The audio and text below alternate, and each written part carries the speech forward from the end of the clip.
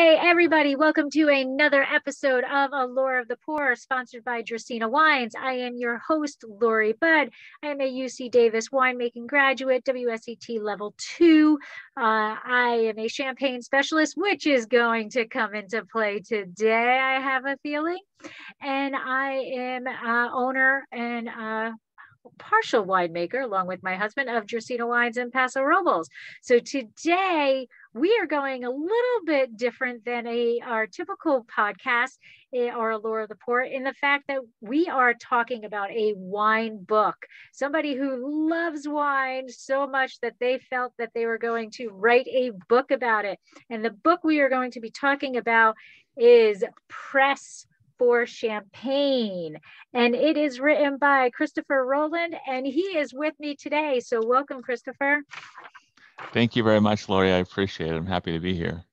So I was excited. You reached out to me on social media. So I was thrilled. I love champagne. I love bubbles. Bubbles just kind of make me happy. So I was pretty excited to receive the book. So thank you for sending the book. Actually, thank you for sending two books because Amazon had a little faux pas going on. So we have this book here, Press for Champagne, a guide to enjoying the world's greatest sparkling wine. So before we get into the book itself, let's just talk about you a little bit. So what got you into the wine game or the champagne game? Are you just champagne, or are you just wine lover all around? Yeah, well, thanks, Lori, and thanks again for having me. I'm a wine lover all the way around, with someone who particularly loves champagne. I'd put it that way. Okay. I got into wine like a lot of people in my young adulthood. I started to drink wine, and I liked champagne, and who doesn't like champagne, right? So I enjoyed it, but it really wasn't until a little bit later in life that I really started getting a formal education in wine, and I took the French wine scholar course. I started taking the WSET courses, and I eventually got my diploma from the WSET. And so I really just, my wife calls me an extreme hobbyist. So once I get into something, I get into it really deeply. But I remember when I started out in my journey of really formally learning about wine, reading about champagne, and looking at just how complicated it is to make champagne, how much it goes into it, how much care goes into making champagne. As you know, it's very difficult to make a bottle of champagne because of all the rules and regulations and the things that are required. And I was just fascinated that people would go through that much effort, to make a bottle of champagne, and that what I was holding really was the product of significant love and attention. And then something else happened, which is I started to realize that champagne isn't just champagne. And that's really what the book is about in a lot of ways, because I have a lot of friends who like champagne, but champagne is difficult to understand from the drinker's perspective in some ways, because people refer to it almost generically, right? They'll say, "Would you like some champagne?" And they hand you a glass of champagne, right? And it's as if champagne, it's bubbly, it's light, it's highly acidic, and that's it. And I think people get the idea that there are quality differences in champagne. There are some that are more expensive than others. But I think what people don't appreciate, and what I became really fascinated with, is just the diversity in champagne. How many different kinds and styles of champagne there are, and how many winemaking techniques there are to make champagnes taste different from one another, and how different people react differently to those different champagnes. And so that's a long way of saying that I just became really fascinated, and then I just started drinking a lot of champagne and trying to understand it more. And your wife is like, all right, you're just drinking this stuff. You need to be able to do something with drinking this stuff. So, all right, I'll write a book about it. That just means I need to buy more champagne, right? Right, exactly. Well, she will admit that there are times when she has been frustrated with the amount of time I've spent studying wine and then writing the book. but she will be the first to admit that she has benefited greatly from that process.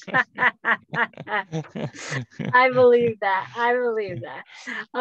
So before we even go further, first of all, I have seen press for champagne. Like there's memes about it. It's all over social media. Like, versions of it or whatever.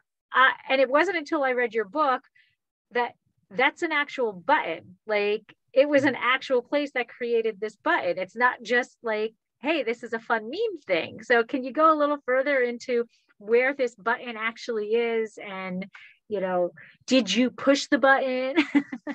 Sure. Yeah. So it's the title of the book is Press for Champagne. And where I got that title was from, well, originally, and I don't know if they were the first to do this, but there's a restaurant in London called Bob Ricard that is a pretty interesting, eclectic restaurant. And they drew attention to themselves by installing these buttons at booths with the label Press for Champagne. And if you press the button, somebody brings you a glass of champagne. And there's just something joyful just about thinking about that, right? I mean, just the idea of sitting at a booth and seeing a button, there's no way you're going to resist pressing that button, right? I mean, ding, I ding, mean, ding, ding, ding, ding, ding. Absolutely, absolutely. And of course, since then, other people have started to sell these or create these really crafty buttons that aren't maybe hooked up to something, but there's a bell. I have one at my home, and everybody who comes to my house loves to press this button. It rings like a doorbell, and it's just really fun. But I think the idea is that champagne is associated with joy, and you look at that button and you can't help but smile. And so the book really is about the joy of champagne. That's why I chose the title, because the book is not about just let's talk about the wine region, let's get into the history, let's get all the facts so that you could, let's say, pass a wine exam. That's important, and there are plenty of books like that that are very, very good. And I have some of those things in this book, but really this book is for the wine drinker, for the champagne drinker. And so that's why I chose the title. And, when you were talking about you ask for champagne and somebody brings you champagne or whatever, my husband gets very upset with me, and I don't do it to be mean or to do anything, but like we'll be out. I don't do it to friends' homes anymore in the homes, but we'll be out at a restaurant or someplace, and they're like, "Oh, do you want some champagne?" And the first words that come out of my mouth is it champagne or is it sparkling? Right. And then I get the little smack from my husband. I'm like, well, I'm not being me. I'm just asking a legitimate question. I would like to know, because my decision might be, depending on my mood, my decision might be yes or no of if it's champagne. So like, it's a big deal. Absolutely. And that's a fundamental aspect of champagne that, again, we're talking about the wine drinker, the average wine drinker, or even the sophisticated wine drinker, it doesn't matter. There's something that you expect from a glass of champagne, right? And so you see this a lot on airplanes too. At least if you're lucky, you want every once in a while to be in first class, and before the plane takes off, they say, "Would you like champagne?" And then they hand you a glass of Prosecco. And it's not that there's anything wrong with Prosecco or Cava or any of the other sparkling wines. There are plenty of sparkling wines other than champagne that I enjoy. And there are plenty of sparkling wines from California, for example, that are quite good. But the issue is champagne is a protected name. It's a protected designation of a particular wine region in France. And champagne only comes from that region in Champagne, France. So yes, and it's made in a certain style too. And that's important because Prosecco, for example, which is the best-selling sparkling wine in the world, more bottles of Prosecco are sold in the world than bottles of champagne. But Prosecco is made from a different grape variety, a very fruity, aromatic variety. It's made in a different way. And so you get a very different sparkling wine, which again is fine. But if you want champagne, that's not what you're getting if you get a glass of Prosecco. And that's all I'm doing when I'm asking that question. Because I'm expecting, let's go back to Prosecco. Okay, now I actually really do love Prosecco, but it is a vibrant wine. It is, it's Glera, so it's a completely different wine than Chardonnay or Pinot Noir. It's a different expectation, and it's kind of like I try to equate it to people, as that when you have a box on the floor and you're expecting it to be heavy, and you go to pick it up and it's empty, right? That whoa, your brain kind of freaks out for a second, right? That's kind of what my palate does when I'm expecting it to be champagne and it's Prosecco. And it goes the other way around. If I'm expecting it to be Prosecco or Cava or something, and it's champagne, that's a different, my palate does that box shock. Sure, absolutely. And one of the things about Prosecco, for example, is that in almost all cases, Prosecco is made in a way where the wine does not sit on its lees, right? And so you don't get the brioche, baked bread, dough, toasty aromas in Prosecco that you get in Champagne. And if you want those, you're going to be missing those in Prosecco. On the other hand, just this weekend we had somebody over our house. We had actually, my wife was had a few of her friends over, and I served them drinks, which is like one thing I can do. And somebody asked for a mimosa, and we happened to have Prosecco in the refrigerator. Prosecco is much better, I think, in a mimosa than Champagne, because those bready aromas and bready toasty flavors that I really like in Champagne, they don't go as well with orange juice. And so you're absolutely right. This is an important thing to know about Champagne. It's a fundamental. I talk about this in the book. I have a section on what Champagne is and is not. Now, unfortunately, the United States allows certain California producers who prior to 2006 were using Champagne to still call their sparkling wine Champagne. So unfortunately, there's a deception in the marketplace where you see something called Corbel Champagne or Andre Champagne, and it's very confusing, and I think it's really unfortunate, but that's still permitted. I was going to say, I was reading it, and I was actually reading it on the plane, and I wrote down, wow, he's got a very powerful feeling against California Champagne. Well, against the name, it's funny. So I do have quite a number of opinions that I express in the book, and now I have nothing against. Again, I'm from California. I have nothing against California sparkling wines. I think there are some excellent California sparkling wines. But what I'm against is the use of the name Champagne on any wine that is not from the Champagne region in France. And that, I am sure the people in Champagne are reeling over the fact that was allowed, because when you go through the Champagne specialist program, it is drilled into your brain. I think it's it's every other sentence, right? It's not Champagne if it's not from Champagne, right? Or it's only Champagne if it's in Champagne, So they must be like reeling over the fact that this is allowed, but at least it's stopped in, proprietary, you can't do it anymore. Right. You can't create a new sparkling wine in the United States and call it Champagne. Right. So my first question is, what do you feel? Okay, let's talk about Champagne as a region itself. And one of the things that makes Champagne Champagne is where it's located. And it really is at one of the really kind of the most northern limit for what actually is prime wine growing regions. So what do you think is going to happen? Put on that little psychic vibe for, psychic hat for you. What do you think is Champagne is doing to help in this concept of this truth of climate change happening? They're already at that limit and things are changing. Right. So it's an interesting problem. And I talk about this a little bit in the book, that Champagne is a place that makes great sparkling wines for a couple different reasons. One of which is obviously is just the experience, right?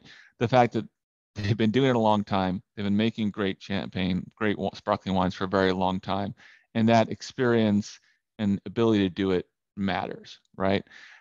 But a second part of it is exactly what you mentioned, which is it's a cold climate, and it's at the limit at which these grapes, Chardonnay, Pinot Noir, Pinot Meunier, can successfully ripen. And that's very important in sparkling wines because what you want is ripe grapes, but they ripen to about 11% potential alcohol. So, because in the second fermentation, you're going to get another 1.5% of potential alcohol, right? So you can't, you cannot gonna, it's not going to work if you have high alcohol wine in the first place, right? The base wine. And the second thing is that the grapes ripen with very high acidity. And that's very important too, because a hallmark of a great sparkling wine it is its high acidity. And the hallmark of champagne is high acidity. And that's important for the style. So with climate change and with the region getting warmer, there are obvious difficulties in the long run, because if you don't have the acidity anymore and you have grapes that are too ripe, well, then you're not going to have great sparkling wine. Now, so far, it hasn't been so bad, because in a way, it might have even helped what's happened so far, because in past decades, there were times when the grapes just didn't ripen, right? It was so cold that in some years there wasn't much champagne to be made. This year, so now harvest has been moved up and on the calendar, and it's not that difficult. I don't want to say it's easy, but it's not as difficult as it was in prior years to get ripe grapes every year. And in terms of acidity, one of the things that has happened is a conversation about malolactic conversion and whether that should be blocked or enabled. And in today, there are more producers blocking malolactic because they think that they don't need it. It might have been needed because the acidity was so off the charts and harsh, right? That you might have needed it to make a palatable wine. And now, if you just will simply not permit a wine to go through malolactic conversion, then you can maintain that tart acidity. So for right now, the wines are still good. You can still get great champagne. They're making great champagne right now. The issue is future decades, what's going to happen. And that's the same thing in every wine region, right? I mean, there's a concern that we won't get great Burgundies 30 years from now, right? And then they'll have to plant some other grape there, but we'll see. But it's definitely a concern. But so far, it's been managed. And I'm curious, so, another region that is so entrenched in tradition is Bordeaux. And, just recently they've announced that different grape varieties have been allowed to be planted and will be able to be part of the Bordeaux blends. And that was shocking enough that this region that was so entrenched in these 5 grape varieties basically are allowing these other grapes in here. But I don't think that ability translates to champagne, because of like how you were talking about the acidity, what a sparkling wine is. It's not necessarily just the grapes that are growing. You have to be able to have the grapes that create that acidity and the lower alcohol, so that second fermentation can occur. So I think that they're facing a different type of dilemma or a more difficult dilemma than some of than other regions, Burgundies, or that we're known for these grapes, but we can kind of change this around. Champagne's a little different in that realm. Yeah, and it's different in another way too. I mean, in theory, let's just go totally crazy and say that, one day in Burgundy they decide, well, we can't do Pinot Noir anymore because it's way too ripe, so we'll just start doing Syrah, Okay. But the issue in Champagne is that these three grape varieties, as I go into in some detail in the book, they really work for a number of reasons. Right. One of which is that they work well together. They add different things together. So you'd have to find different grape varieties that work together in the same way. The other thing that's really important is that they're not aromatic grape varieties, right? So that you can't start planting aromatic grape varieties in Champagne. You could, right? But you wouldn't make I say you would. There's lots of people who do lots of things, and that's wonderful. But again, going back to the Prosecco issue, right? Glera being an aromatic variety, and there's no lees aging, so there's no toasty notes. Those two things really don't go together, right? The real aromatic grapes, and this is why typically in the wine world you don't see, oftentimes you don't see a sparkling wine made from an aromatic grape variety and lees aging. So Right. you'd have to make the whole thing work. I mean, somehow the whole thing works right now, and there are a lot of moving parts to it. And so, yes, it would be challenging. And there is talk in Champagne, like elsewhere, of using different grape varieties. It hasn't really gone anywhere, and it would take a long time for that to develop. So we'll see. I don't know. I have difficulty predicting what's going to happen next week. So what's going to happen 30 years from now, I Right. have no idea. Very good answer. Good answer. Right. So you actually just kind of led your way into what my next question was going to be. In the book, you go rather in depth, and I loved it, of how these three grape varieties work together and why they work together and what each one does in terms of creating that finished product that is champagne. So can you elaborate a little bit about what Chardonnay, Pinot Noir, and Pinot Meunier actually, how they work? Yeah, sure. And before I do that, it's important to just, I think, give the background, which is that, of course, there are plenty of champagnes, great champagnes, that are 100% Chardonnay, 100% Pinot Noir, and 100% Pinot Meunier. So that they don't have to marry together, right? And then when you get into blends, you see the entire range of blends. This is what really creates styles in champagne, right? Because there are champagnes that are 90% Chardonnay and 10% Pinot Noir. And then there's ones that are flipped, right? And then there's some that have a little bit of Pinot Meunier, maybe 5%, some that have 33%. So there's really no limit to what you can find in terms of the way they work together. So to be clear, there's no one formula. It's not as if there's a scientific formula where you have to put this much in of one and this much of other to make things work. That being said, they do work together in first a technical way that's probably not that important for the champagne drinker, which is that they ripen at different times and bud at different times. And so given the fact that there's a lot of weather differences and different vintages in champagne, that can be important. There can be some years where, and in some locations where Pinot Meunier does better than Chardonnay, let's say, or Pinot Noir does better than Chardonnay. And then that's a good thing in a cold climate because then you can still make wine, right? And especially given the fact that there is reserve wine in Champagne. So just the fact that you have this difference in the way that they grow and their resistance to disease can matter, right? But in terms of the way they marry together, so most people are familiar with Chardonnay and Pinot Noir and the flavor profiles, and Chardonnay can be very high in acidity in Champagne, very lean in a lot of ways. Pinot Noir is lower in acidity. It still has high acidity, but in Champagne it doesn't hit the same high notes. It can add this like softer, rounder texture. People say that Pinot Noir adds body to the blend.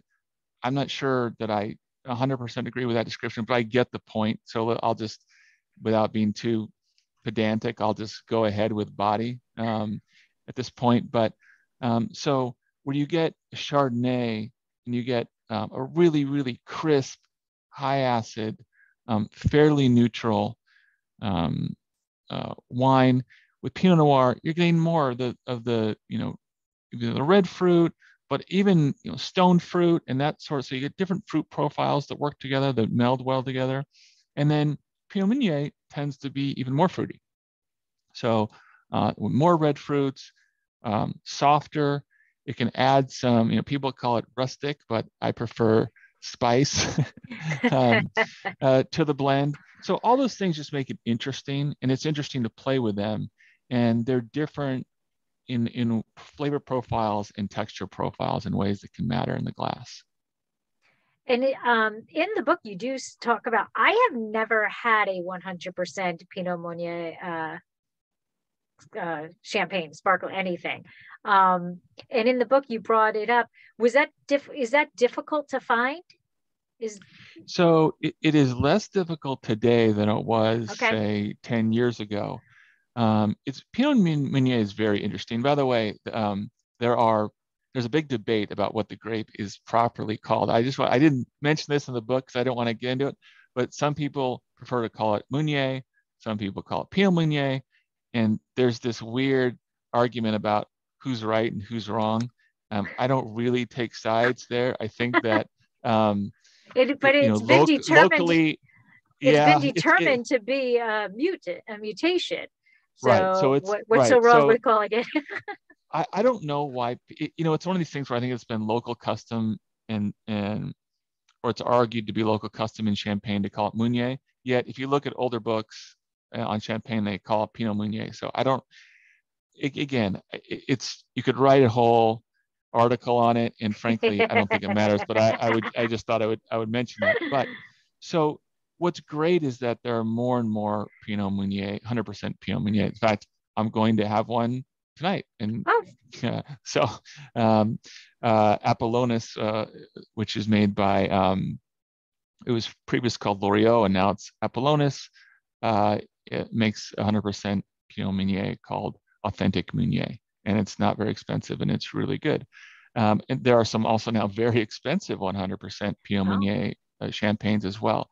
But what I think is great about that trend is that Pinot Meunier was just considered for a long time just the ugly child in the family, the one that you kind of hit off in the corner and brought out when you needed the kid, and when you didn't, put him away. But and it was almost as if people were embarrassed that Pinot Meunier was around. But there's nothing wrong with Pinot Meunier. I think it makes fascinating champagnes on its own. I mentioned some of them in the book that have become quite popular, many of them. And so I'm all for trying it. Again, my thing is, I want to try it all. I want to see what's out there. I mean, that's part of the joy, I think, of drinking wine, is the exploration. We can all find really good wines and great wines, and you can find your favorite 3 or 4 wines and then drink them all the time until you're dead. Or you can explore. And I love the exploration part. And that's what I'm trying to encourage with my book too, is the exploration. So yes, to answer your question directly, it is getting easier to find 100% Pinot Meunier. And in the book, as I was reading, I'm trying to think, how did you create the outline for this book? Did you say, okay, I have these, and I don't know, I didn't count, but somewhere early in the book, you said 22 champagnes, but I think you talk about more than 22 in the book, but I stopped counting, Yeah, there's more than that. There's 22 in chapter 2. Oh, is where you probably saw that. Yeah. Okay. So when you were creating the outline for this book, did you say, okay, I have these champagnes, and when I drink these champagnes, this is what comes to mind. Okay, now I'm going to negotiate these champagnes to go into the book? Or did you outline the book and then say, okay, I want to talk about a rosé champagne. I'm going to talk about this one, and then pull that down. How did this book come together? Yeah, it was more the second way, because what I wanted to do was, I wanted to see what's out there. I mean, that's part of the joy, I think, of drinking wine, is the exploration. We can all find really good wines and great wines, and you can find your favorite 3 or 4 wines and then drink them all the time until you're dead. Or you can explore. And I love the exploration part. And that's what I'm trying to encourage with my book too, is the exploration. really provide a guide that you could walk through this book from the beginning to end. And if you took that walk with me or took a similar walk, I'm not suggesting you drink every single champagne in this book. And I think I ended up discussing somewhere around 40 or 45 Okay. is the grand total. I think it's about 45. And I think I say in the book, if you drink a third of these, or if you Right. drink even not a third of these, but ones like them, you can get the point. And the idea is, so it was really constructed that you would take this journey, start in the beginning, go through it, and see what these champagnes do for you and how you can understand them better. So it's not like, hey, here are the top 45 champagnes that I like, and you should drink these and stock up, and that's that. It's really about, hey, let's figure out what kind of a champagne drinker you are. You know, what do you like? And of course, you can't really know what you like until you know what's out there Right. and what to do. But it also organized it in a way that is really illustrative and comparative. So illustrative in the sense that I tried to find champagnes that illustrate a point, right? A point I'm trying to make about something. So if I'm talking about a wine that's oxidative or a wine that's reductive, which is the concept I get into, I want to give you some champagnes that are oxidative and some that are reductive, so that are good illustrations.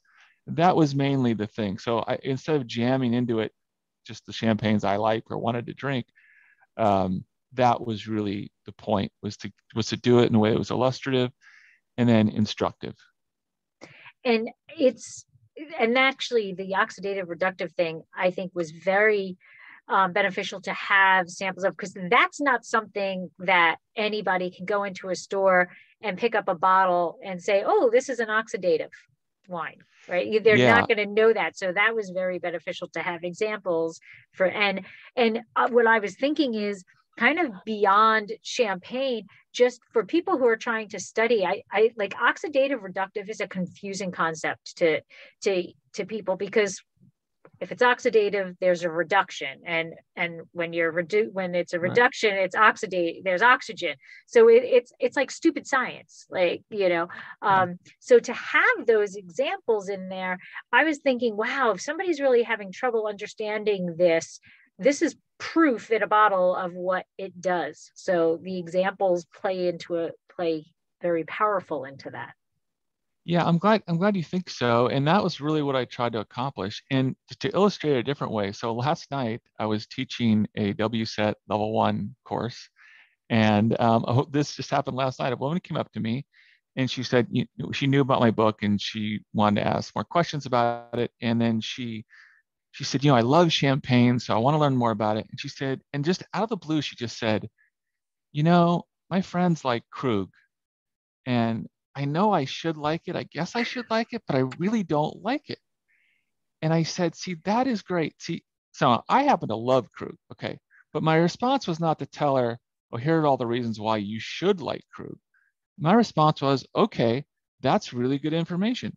But what you don't know, what you don't understand is why you don't Why like don't. Krug, right? And I think I know why she doesn't like it, because it's on the oxidative side.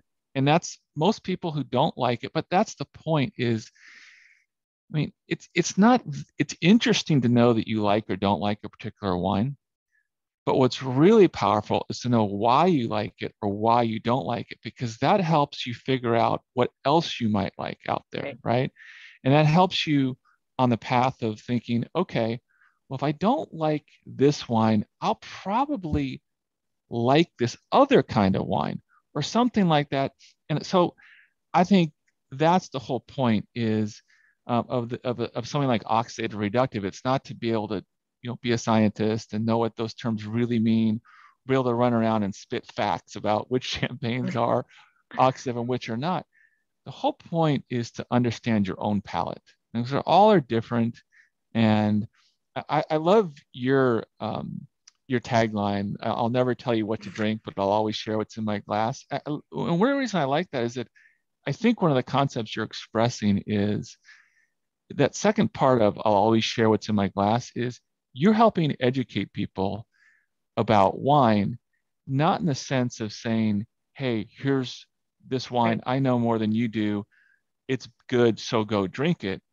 You're explaining concepts to help people figure out what's out there and then go see if they like something or not, right? And that's really what I'm trying to do as well. Right. Yeah, and that's, it's, you said it earlier. The only real way to find out what champagnes or any wine that you like is to pour yourself a glass and to try it. And Right. I got so upset on Instagram this morning, and I won't say names, I won't say whatever, but it was a relatively person who has a rather large following and is supposed to be a wine educator, and and what the real was them, and I'm not even going to say what the variety is, them standing there and somebody pouring a bottle of a varietal specific wine, and the song was no, no, no, no, no, no, no, no, no, no, right? And in the words it's saying, there's not one out there that I like. There don't If I see this Right. label, I don't want anything to do with it. And I think that's, as an educator, that's horrible, because granted, there may be a champagne that the Krug, I drink it and I don't like it. Does that mean I should never ever have any other champagne? No, because there's so many different things out there. And even Krug, heck, let her try a different bottle of it, a different, because they make Yeah. different ones, right? But I was so upset over that, because you're teaching them, I taste it once and I don't like it, I'm done with this. Right. And so that's, part of what my whole philosophy is, and what I try to impress on people in the book is, yes, I know a lot about champagne. I've drunk a lot of champagnes, but what I'm really here to do is guide you into becoming the very best champagne drinker you can be for you. And if you end up now, that said, that doesn't mean that someone off the street doesn't know anything about champagne and drinks a glass of champagne and says this is terrible is going to be right, because honestly, you have to know something about what you're talking about to have an opinion that matters even to yourself, if that makes sense. In other words, if there's something that I start to get into, but I don't know anything about it, I hope that I'm wise enough to reserve judgment about whether I like something or don't until I've really been through the field. And what's hard, and the main thing, is doing it in an organized way. So even if you get 100 bottles of champagne, okay, you start drinking them and you say, I like this, I don't like this, I like this one, I don't like that one. What's difficult is if you don't understand, again, getting to the point of, if you don't understand why you don't like something or why you do or what's going on in the glass, it's very hard to then create your own little map of champagne for yourself. And that's what, again, that's what my book is really about, is guiding through this process for you. And at the end, you'll have your own map, so to speak, Great. right? Of what your preferences are and what you'd like to explore and where you'd like to go next. In the book, I have never heard of this, so I was interested that you were talking about in the book. There's a special club, the Club Tresors. Now, I've never seen, could be that I'm just oblivious, but I've never seen this designation on a bottle. So can you explain what that actually is, what it requires? You did so in the book, but to not give away Sure. all of the secrets That's of the okay. book. I mean, just in general, the special club is essentially, it's just an organization of producers who got together and decided we're going to have a club and call it the special club. I mean, that's essentially what it is. It's not like it has any force of law, or that and in fact, I'll say that in general, I think it's a little bit dangerous to get too caught up in these things, because there's all sorts of label terms that are unregulated, or Yes. that mean one thing in one region and mean something else in a different region. I talk about this when it comes to Grand Cru and Premier Cru and how deceptive those terms really are in Champagne. But with something like Special Club, I think it's interesting. It's a small organization of producers who actually do have tight standards as to which wines can have the Special Club label. And I think It's not to say that every single special club champagne that I've ever had has been great. I've had some that I thought were disappointing, but there's a taste test. They test them. They decide whether the champagne every year makes the cut. They test them multiple times. Sometimes members of the club, their champagnes that they have submitted don't actually make the cut, which is really interesting. And so it shows they do have standards. So again, I don't want to give the impression that you should go to the store and if it says special club, that means this is a really great champagne. But what it does mean is that at least there's been some screening by some really knowledgeable folks in a club. And, I made the point in the book really about a particular champagne, which was the first 100% Pinot Meunier to make it, which I think is interesting. And it goes to your point is it difficult? And again, 25 years ago, I'm not sure that there were a lot that you could have found, especially, easily of 100% Pinot Meuniers. And now there's a trend of seeing more. Well, when one makes it into the special club, everybody wants to be in the club now, right? That's right. Right.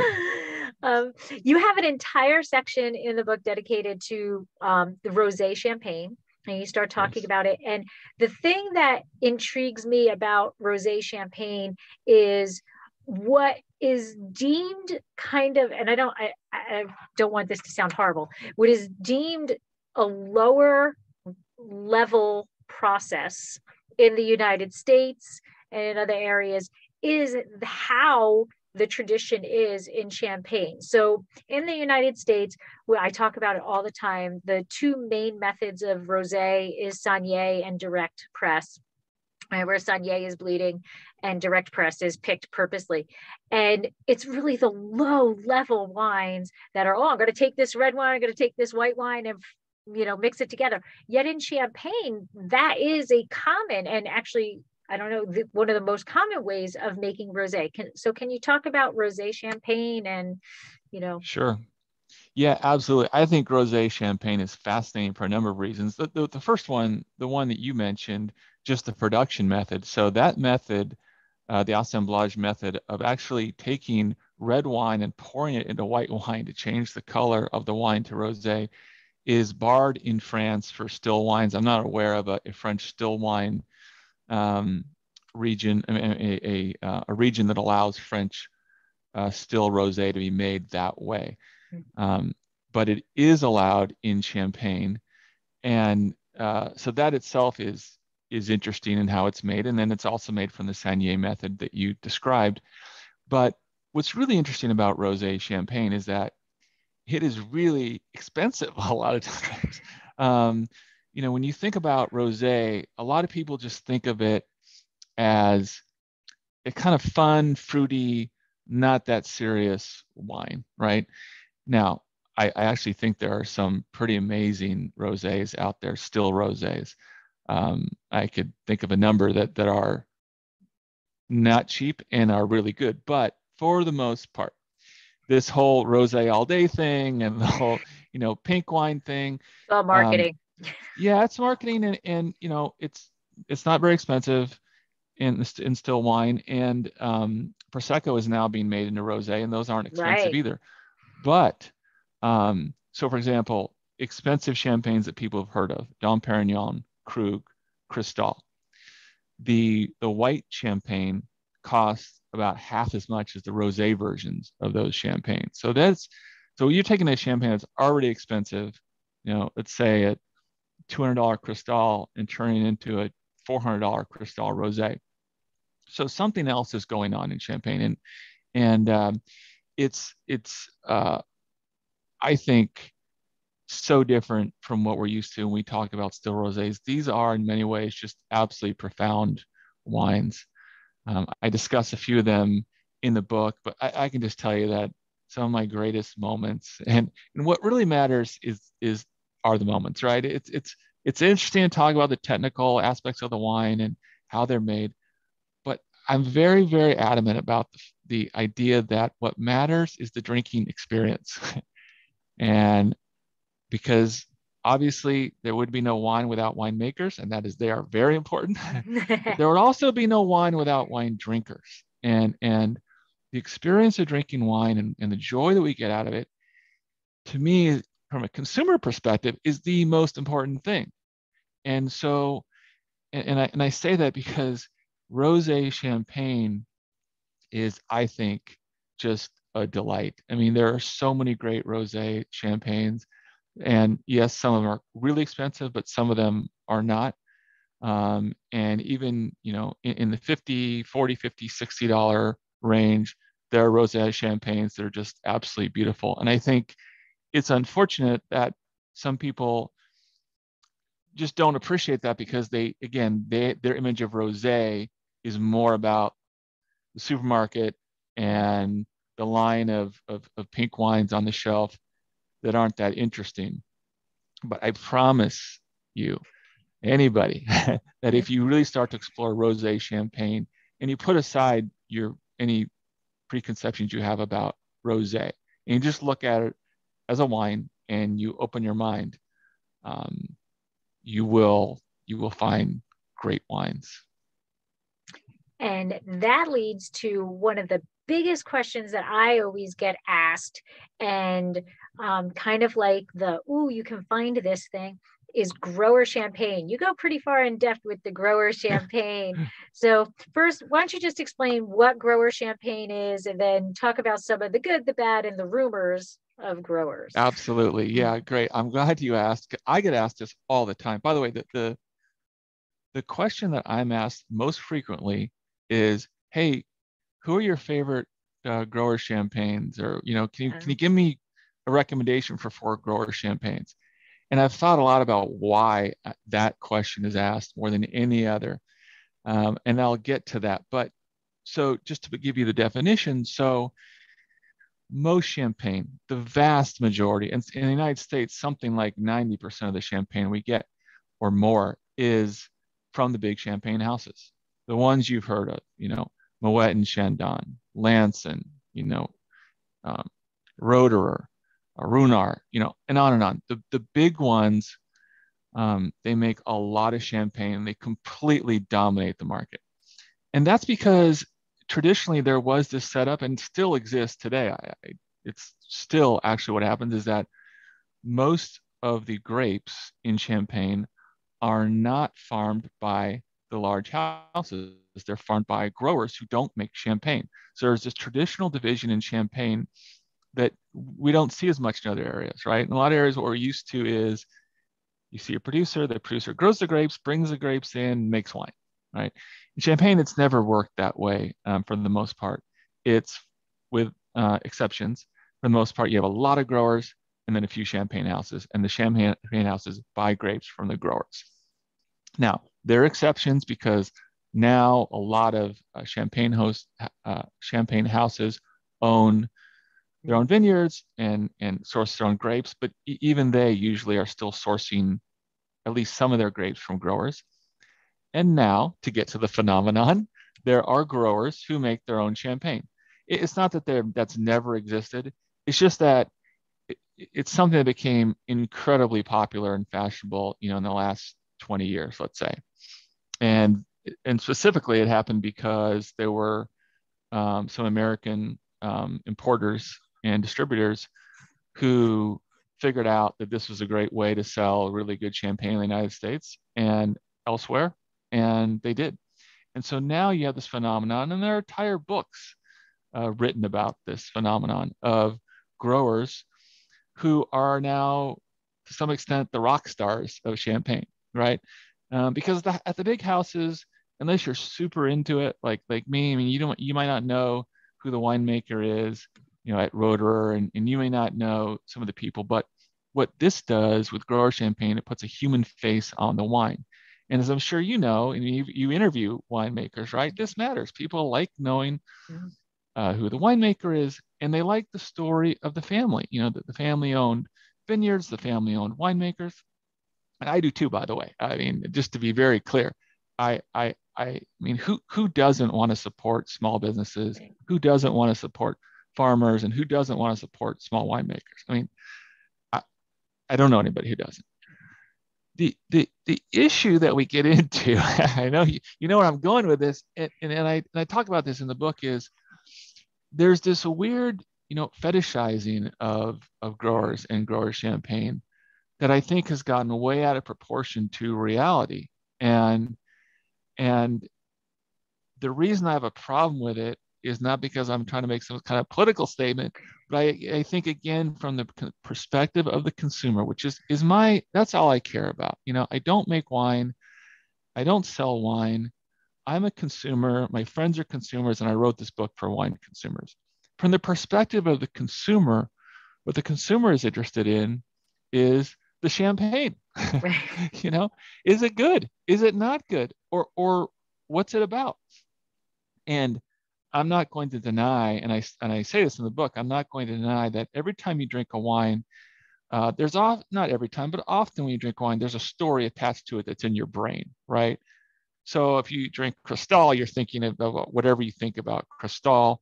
If you're drinking from wine that your best friend made, you're thinking about how much you love your best friend, right?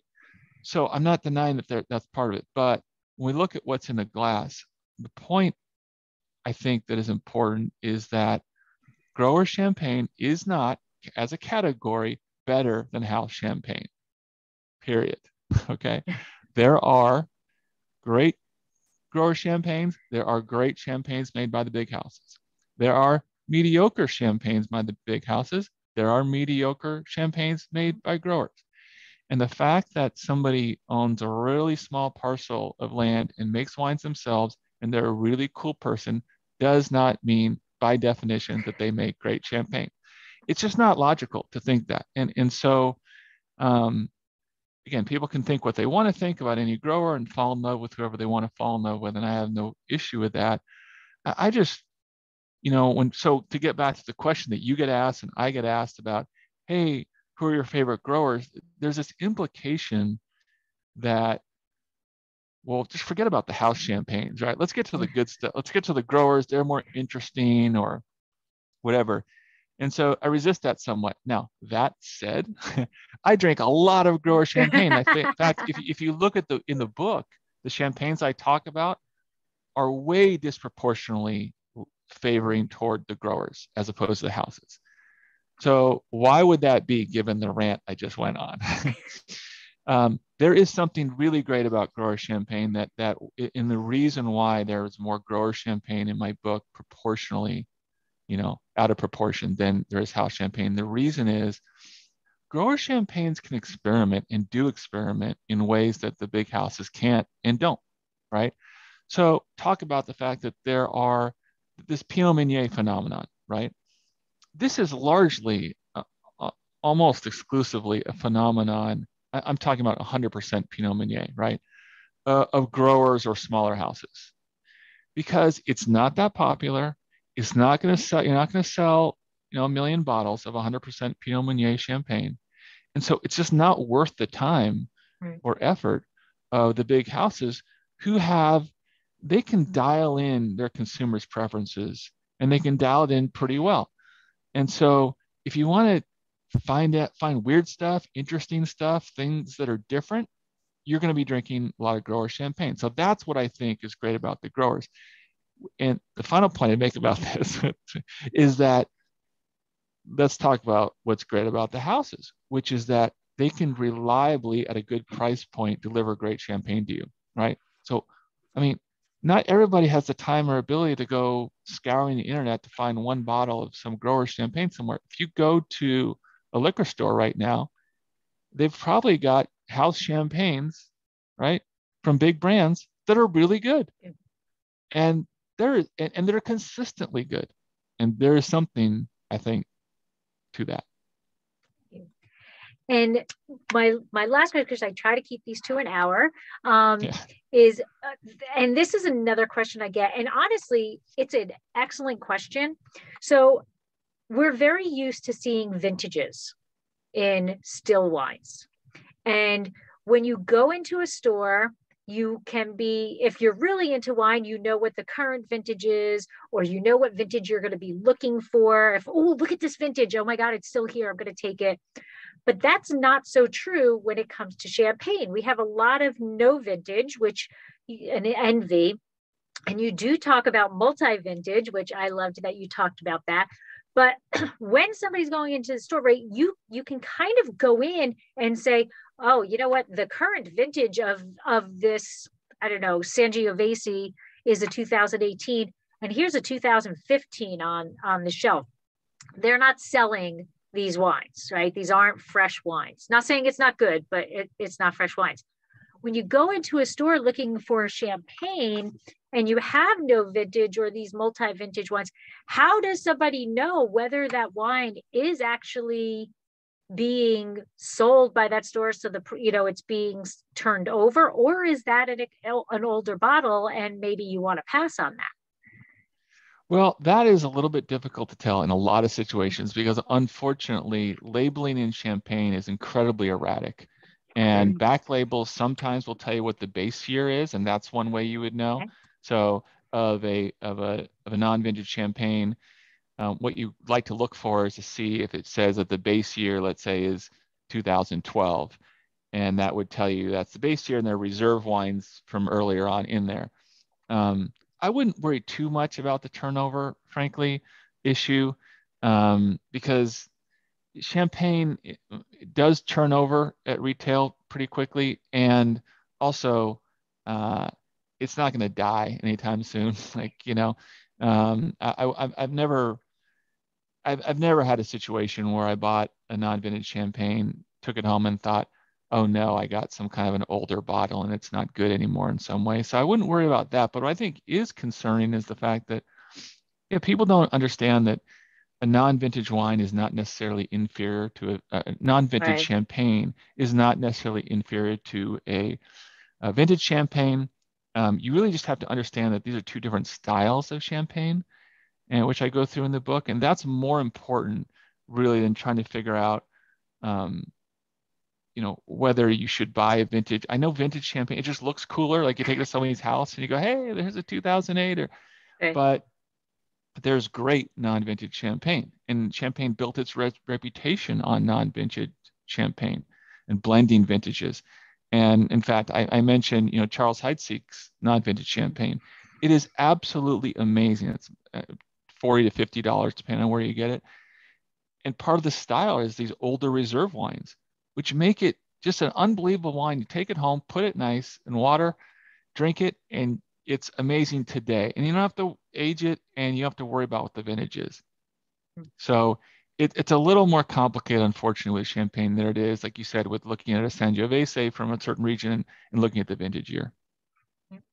So the name of the book, again, is Press for Champagne. Right, so Christopher, can you tell people where they can find the book, what the best way to order it is, and where they can find you? Well, thank you. I appreciate that. So the best way, the easiest way, I think, is on Amazon.com. You search for Press for Champagne book. You will find it.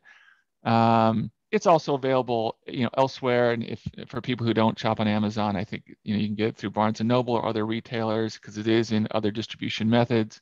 It's just that, for me, I order a lot of stuff. I don't work for Amazon, but I order a lot of stuff from Amazon because I find it quite easy. And so, you can easily get it there. And also what's good about Amazon is you can see the ratings, what people have said about the book and that sort of thing rather easily. In terms of where to find me, I am not super all over social media. The main place I am is on Twitter, where you and I are connected. C_S_Ruhland, RUHLAND, where I think if you just put in Christopher Ruhland, there aren't a lot of us out there. Christopher Ruhland and wine, you'll see. I tweet about wine and spirits, not just champagne, but I've loved wine and spirits for a long time. And I really what I tweet about mostly are the experiences that I've had and the kinds that I think, the emotional, visceral experiences and things that other people might have as well. And I'm going to be remiss if I let you go without one last question, because I think champagne is spectacular. What is your favorite food pairing with champagne? That's a good question because it's a tough one for me to answer. I will answer, but it's tough because I drink champagne with all kinds of foods, which I just think it matches with. You wouldn't believe the range of foods. I'll have champagne with a steak, no problem. I think it goes great with a steak. So, but all that said, what we do, we like to make popcorn and watch a football game or something. And my wife, she really puts a lot of salt on the popcorn. I put a lot of. I'm a butter person, so I put a lot of butter, and she puts a lot of salt. So we get super salty popcorn. And the thing about champagne is it really goes great with salty foods. And so salted butter popcorn in champagne is something I do a lot. It amazes me how well, whenever somebody says, what do I pair with this? And lots of times I don't know what the food is. Like, I'm like, I don't know. That's some weird food that I don't eat. Champagne. Go with champagne. Absolutely. It pairs with everything. Yeah. Except, arguably not with super sweet food, which is strange because we drink it with wedding cake. And I'm not sure that champagne and wedding cake is I think that's more just tradition than, yeah, exactly. But I actually think it's one of the world's most versatile food wines. I'm going to have it tonight with pizza, pepperoni pizza, by the way. Okay. And but we drink it all the time. Now, again, there are so many different styles, so I won't necessarily have the same type of champagne with the same boots. So, typically, maybe I'll have a Blanc de Blanc champagne with the salted popcorn.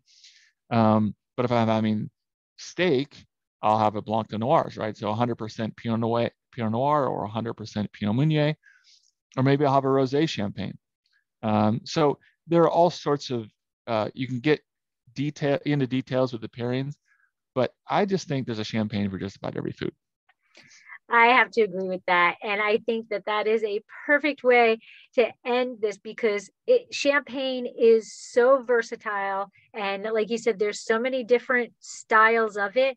And that's what I think I got the most out of your book is that the exploration into champagne, A, should be fun. And B, that there is a champagne or multiple champagnes for every palate out there. So enjoy the exploration and find some bottles that you enjoy and always find another bottle to try. Thank you very much, Lori. I really appreciate it. I've had a lot of fun. Well, I am glad. And thank you very much for the book and for reaching out to me. I enjoyed it a lot.